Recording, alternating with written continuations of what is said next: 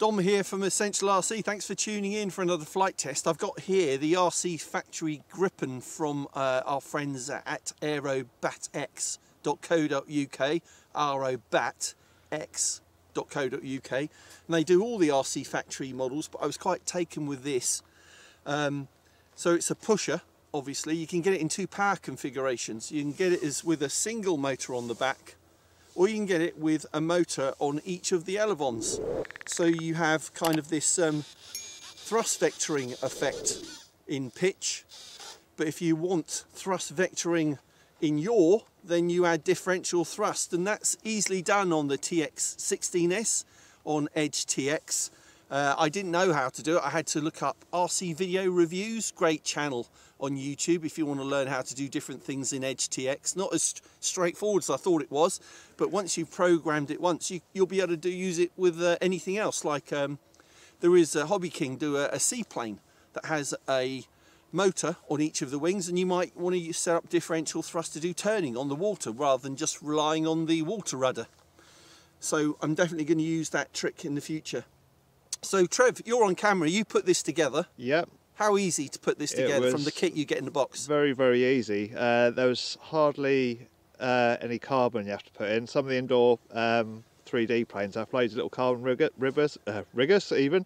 This has only got a few soft strands of carbon. There's extra carbon in the elevons to reinforce it, and you've got 4 carbon strands underneath and literally just carbon bar across each of the wings. So it literally took no time at all to put this thing together. It took more time doing the soldering for the speed controllers, making sure the motors go the right way. Right, yeah.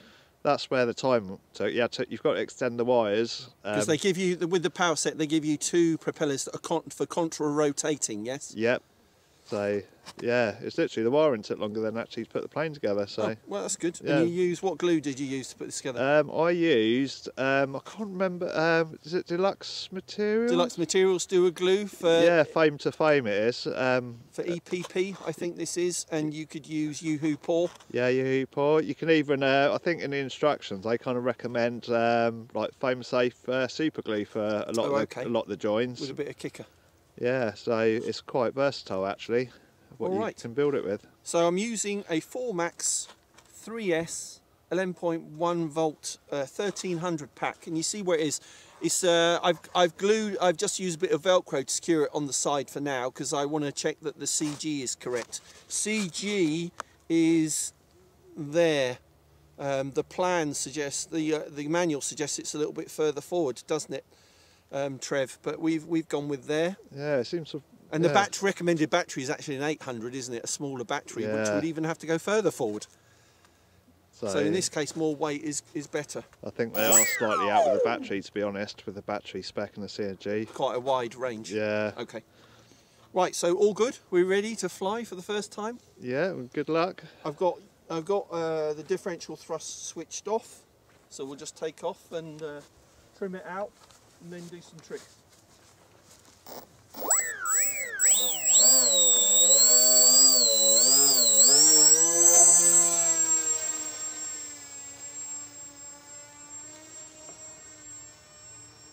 All right, so let's just do a nice slow flyby for you first, Trev. That was good.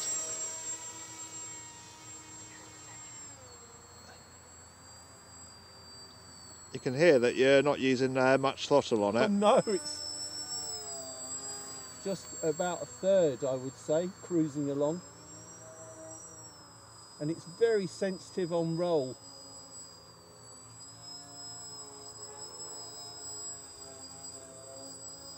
Very sensitive. Gone down to my middle rates because it's so sensitive.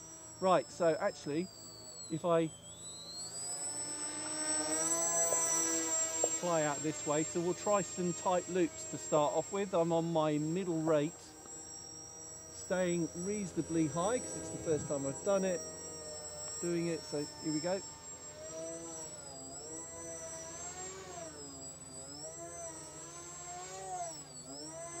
Almost loops on its own axis, and that was the middle rate. That's not even the full full throw, so a little bit, not too low. Here we go. Wow. That looked quite crazy. What was going on there? That was literally, so I think if you pull too tightly, it will snap out of it. So, yeah, so you see on the third... Yeah, it kind of just tumbles, doesn't it? It tumbles out of it. All right, good. So what we can, let's try and introduce a bit of the differential thrust now.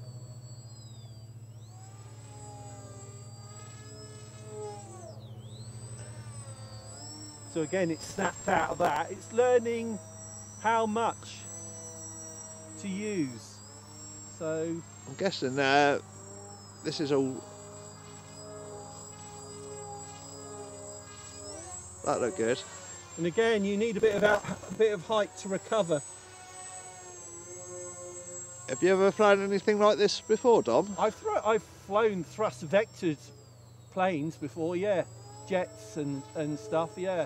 So that's half power, holding in a bit of elevator, and then full over on the rudder.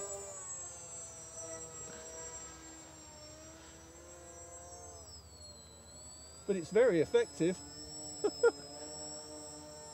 Get used to it at height, and then you can do it lower and lower.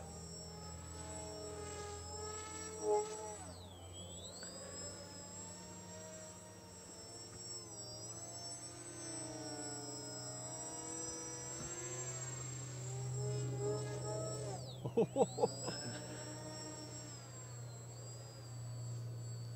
go down to the middle rate.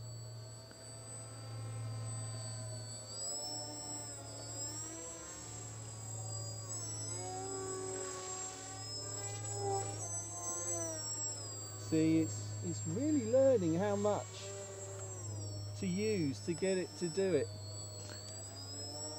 And I don't think I've perfected it yet. Full over.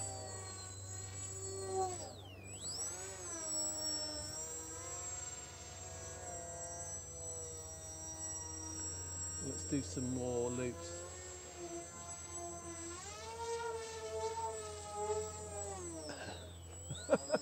Crazy.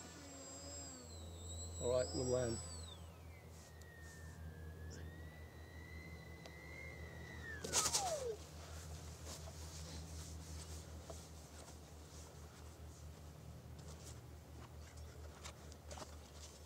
So there we go, it's the RC Factory Gripen. A lot of fun.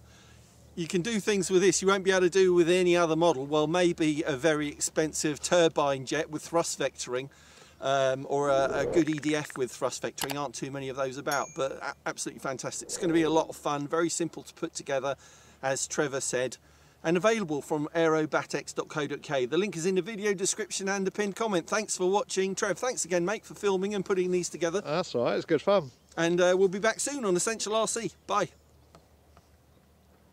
There you go. Well done, that's good. Flyby for you first, Trev. That was good. Doing it, so here we go.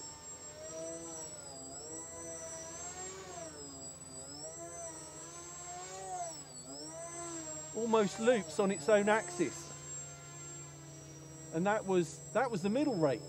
Have you ever flown anything like this before, Dom? I've flown thrust vectored planes before, yeah, jets and stuff, yeah.